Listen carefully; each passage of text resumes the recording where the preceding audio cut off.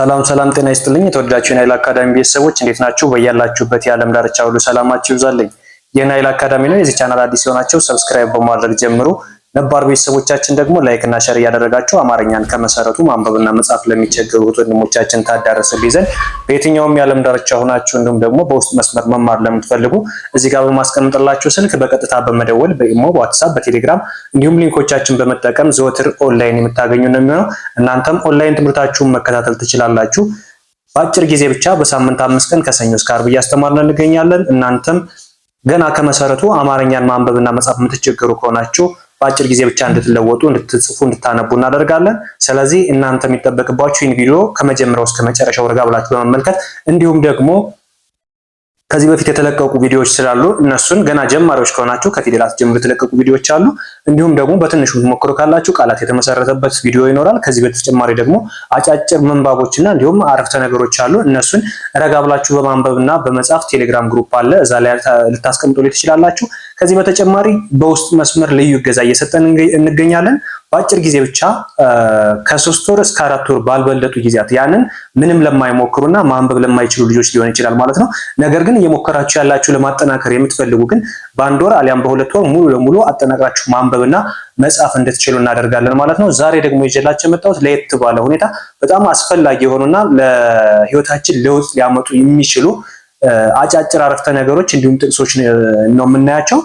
አስተሳሰባችንን እንቀይር በዚህች ቃል ብቻ። ልክ እዚህ ጋር እንደምታዩት በእነዚህ ቃል ብቻ አስተሳሰባችንን መቀየር እንችላለን።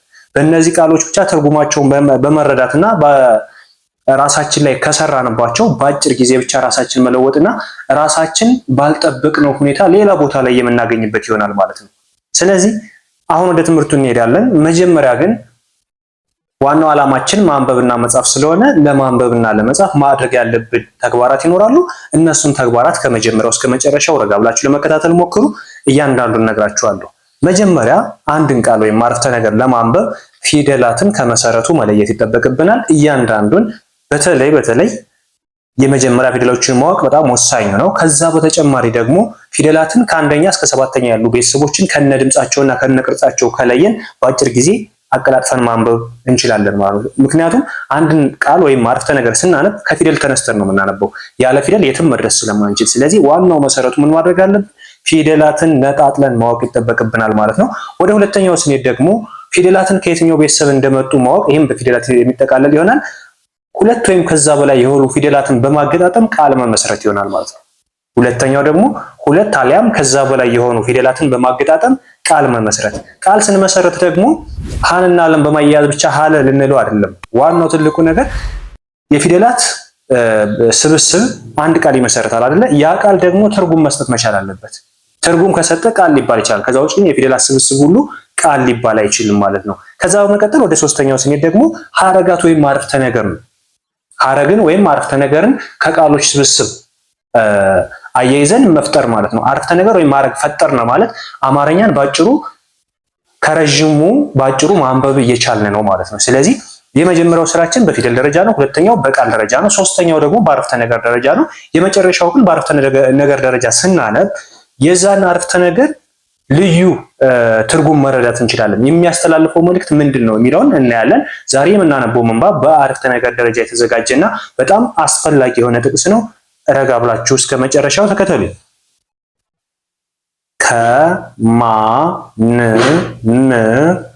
ከማንም ለመብለጥ ሳይሆን ከትላንት ማንነትህ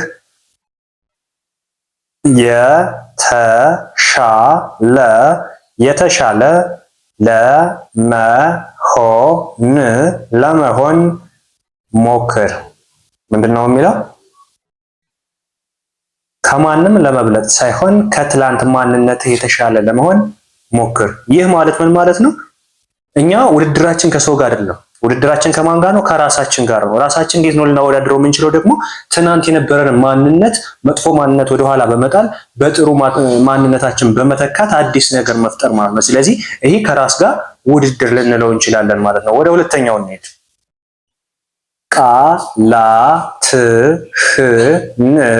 ቃላትህን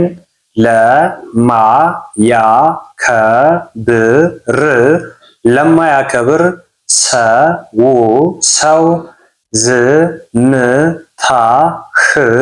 ዝምታህ ትልቅ መልስ ነው። ቃልህን ለማያከብር ሰው ዝምታህ ትልቅ መልስ ነው። ይህ ማለት አንድን ሰው በሆነ ጉዳይ አስረድተነው ወይም መክረነው የሆነ ነገር አድርገንለት ቀጥተኛውን መንገድ እንዲሄድ አሳይተነው ከዛ በኋላ ያን መንገድ መከተል የማይችል ከሆነ ዝምታ ከምንም በላይ መልስ ነው ማለት ነው። ስለዚህ ቃልህን ለማያከብር ሰው ወይም ለማይተገብር ሰው ዝምታ ትልቅ መልስ ነው። ምክንያቱም ዝምታ ማለት አንድን ሰው ያልጠበቀውን ጥያቄ ከውስጡ እንዲነሳበት ያደርገዋል። የማያውቀውን ነገር ከውስጡ ራሱን እንዲጠይቅ ያደርጋል። አንድ ሰው ዝም አለ ማለት በውስጡ ብዙ ጥያቄዎች እንዲፈጠሩ የማድረግ ክሂል ነው እንጂ ዝም ስላለ ብቻ ያኛው ሰው ዝም ይላል ማለት አይደለም። ዝም ያለው ሰው ለሌሎች ጥያቄ ነው የሚሆነው፣ ለሌሎች ጥያቄ ፈጣሪ ነው የሚሆነው። እነዛ ሰዎች ደግሞ ዝም ሲልባቸው የሆነ ሰው ምን ሆኖ ነው ምን ጎሎ ነው ብሎ ራሱን እንዲጠይቅ ያደርጋል ማለት ነው። ስለዚህ ቃልህን ለማያከብር ሰው ዝምታ ትልቅ መልስ ነው። ሶስተኛ መጥፎ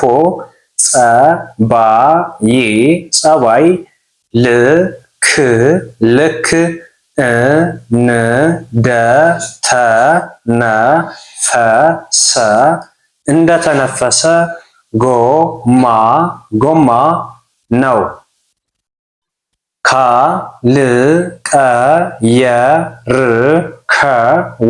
ካልቀየርከው የትም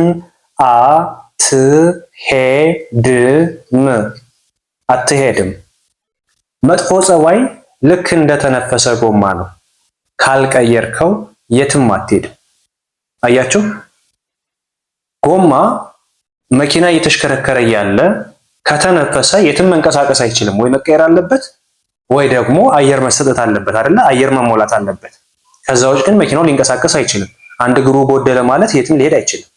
ስለዚህ መጥፎ ጸባይም እንደዚህ ነው። መጥፎ ጸባይም ማለት ልክ እንደማይንቀሳቀሰው መኪና ማለት ነው። ጸባያችን ካልቀየር ነው፣ ወደ ጥሩ ጸባይ ካልቀየር ነው፣ ያ መጥፎ ጸባያችን የትም አያደርስንም፣ እዛው ባለንበት ያስቀረናል ማለት ነው። ልክ መኪናው የሆነ ቦታ መሄድ ፈልጎ በትንሹ በሰዓት ውስጥ መድረስ የፈለገ መኪና ጎማው ከተነፈሰ በቀናት ውስጥ ይደርሳል። ያንንም ተቀይሮለት ካልሆነ ወይም አየር ተሞልቶለት ካልሆነ መድረስ አይችልም አይደለ? ልክ እንደዛ ሁሉ የሰው ጸባይም ካልተቀየረ ባለበት ይሄዳል ማለት ነው። ስለዚህ ማንኛውም ሰው የራሱን መጥፎ ባህሪ ቀይሮ ወደ ጥሩ ባህሪ ለመሻገር ራሱን መጠየቅና ራሱን ማሻሻል ይኖርበታል ማለት ነው። መጓዝ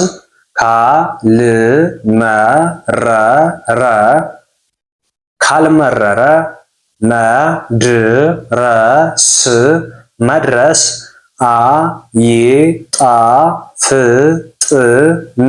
አይጣፍጥም። መጓዝ ካልመረረ መድረስ አይጣፍጥም።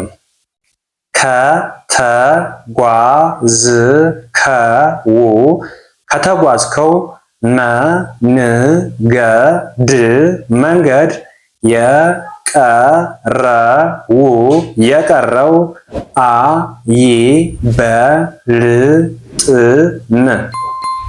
መጓዝ ካልመረረ መድረስ አይጣፍጥም። ከተጓዝከው መንገድ የቀረው አይበልጥም። ምን ማለት ነው የተፈለገው? መጓዝ ካልመረረ መድረስ አይጣፍጥም ማለት አንድን ስራ ስንሰራ ካልወደቅነ፣ ካልወረድነ፣ ካልወጣን ብዙ መስዋዕትነት ካልከፈልነ እንደው ዝም ብለን የደረሰ እንጀራ ብንበላው አይጣፍጥም። ምክንያቱም መስራት፣ መሰቃየት፣ የሆነ ነገር ውጣ ወረድ ማየት አለብን፣ መስዋዕት መክፈል አለብን። ልክ እንደዛ ሲሆን የምንመገበው ምግብ ራሱ ይጣፍጠናል። የላባችን ውጤት ነው፣ የሰራንበት ውጤት መሆኑን፣ የድካማችን ውጤት መሆኑን ያሳውቃል። ስለዚህ የዛኔ የኛ ለመሆኑን ሲገባን ስንበላው ራሱ እንደሰታለን ማለት ነው። ነገር ግን ያን የደስታ እንጀራ ለማግኘት ግን መጀመሪያ ብዙ ውጣ ውረዶች እንዳሉ ማሰብ ግዴታ ነው። ይህ ማለት ደግሞ እነዛን ብዙ መስዋዕትነት የከፈልንባቸው መንገዶች ከሚቀሩት መንገዶች የበለጡ እንጂ ያነሱ አይሆኑም። ምክንያቱም ወደዛኛው እኛ የምንሰራው ስራ በከበደና ህይወታችን እየተመሰቃቀለ ወይም እየከበደን በሄደ ቁጥር ወደ ረፍታችን እየደረስን መሆኑን ግልጽ ነው።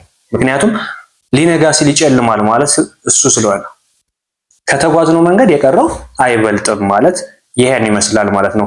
መጓዝ ካልመረረ መድረስ አይጣፍጥም።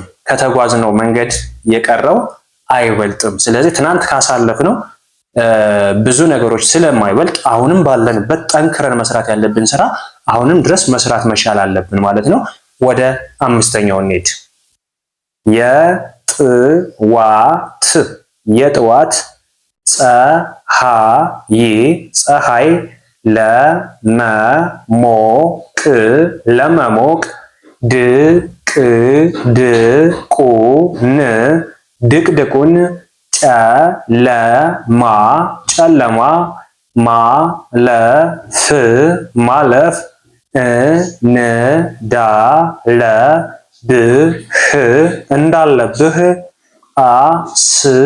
አስብ።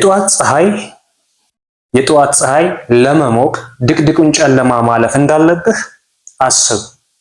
አያችሁ፣ የጠዋቷን ያችን ጣፋጭ ፀሐይ ለማግኘት ማታ ላይ በጣም ትልቅ ጨለማ ከምንም በላይ የሚከብድ ጨለማ እንዳለ ማሰብ መቻል አለብን። ከዛ ውጭ ግን ከፊታችን ብዙ ብርሃን ቢታዩንም መሃል ላይ ያሉትን መንገድ ላይ ያሉትን መሰናክሎችን ማለፍ ካልቻልን ከዛ ፀሐይ ልንደርስ አንችልም ማለት ነው። ስለዚህ ያችን ፀሐይ ለመድረስ የግድ ሌሊቱን ሙሉ ማሳለፍ መቻል አለብን አይደል? ሌሊቱ ካላለፈ ያችን ፀሐይ ልናያት አንችልም። ስለዚህ ብዙ ተስፋዎች ከፊታችን ላይ ቢኖሩም እነዛን ተስፋዎች ለማግኘት በመንገዳችን ላይ በሚገጥመን መሰናክል ሁሉ ተስፋ ሳንቆርጥ ያችን የፈለግናትን ፀሐይ መጨበጥ መቻል አለብን ማለት ነው። ይህ ማለት በተስፋ የምንጠብቀውን ነገር ዛሬ ባለንበት ሁኔታ ጠንክረን መስራት ስንችል ያንን ህልማችንን ልናገኝ እንችላለን ማለት ነው። ነገር ግን ህልማችን እያየነው አሻግረን ህልማችን እያየነው ነው። ዛሬ ባለንበት ላይ ግን የህልማችንን ውጣ ውረድ መስራት ካልቻልን ነገ ህልማችን ልንጨብጠው አንችልም ማለት ነው። ስለዚህ በዚህ መሰረት ራሳችሁን በአጭር ጊዜ አስተሳሰባችሁን መቀየርና ወደ አዎንታዊ መንገድ እንዲወስዳችሁ የሚያደርጉ በጣም ወሳኝና አስተማሪ ጥቅሶች ናቸው። እነዚህን ጥቅሶች ራሳችሁ ተጠቅማችሁ በማስታወሻ በመያዝ እንዲሁም ለሌሎች ሼር እና ላይክ እያደረጋችሁ ታዳረሱልኝ ዘንድ ከወዲሁ አሳስባለሁ። አማርኛን ከመጀመሪያው ከመሰረቱ መማር ለምትፈልጉ በኦንላይን ባላችሁበት ሆናችሁ እጃችሁ ላይ በሚገኝ ስልክ ብቻ በሳምንት 5 ቀን ከሰኞ እስከ ዓርብ በጠዋት ወይም በማታው ፕሮግራም በግል ወይም በግሩፕ እያስተማርን እንገኛለን። እናንተም የዚህ ዕድል ተካፋይ ትሆኑ ዘንድ እዚህ ጋር በምናስቀምጥላችሁ ስልክ በቀጥታ በመደወል በኢሞ፣ በቴሌግራም፣ በዋትስአፕ አሊያም ደግሞ ሊንኮቻችን በመጠቀም የምታገኙን ይሆናል። ሃሎ በሉን። በአጭር ጊዜ ብቻ አቀላጥፋችሁ እንድጽፉ እንድታነቡ እናደርጋለን። በየትኛውም የዓለም ዳርቻ ሆናችሁ የምትከታተሉኝ እህት ወንድሞቼ አብራችሁኝ ስለቆያችሁ ከልብ አመሰግናለሁ። በሌላ ክላስ እስከምንገናኝ ቸርን ሰንብት።